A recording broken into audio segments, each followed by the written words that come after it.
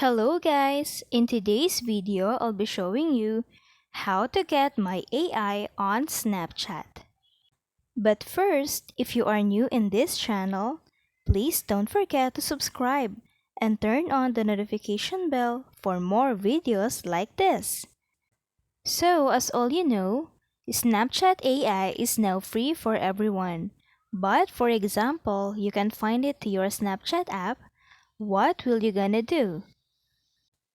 So the first thing that you want to do is to make sure that your Snapchat app is up to date.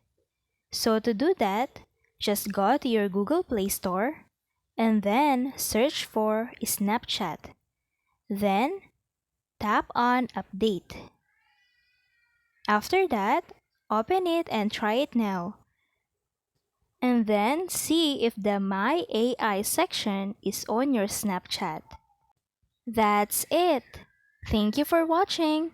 Don't forget to like and subscribe.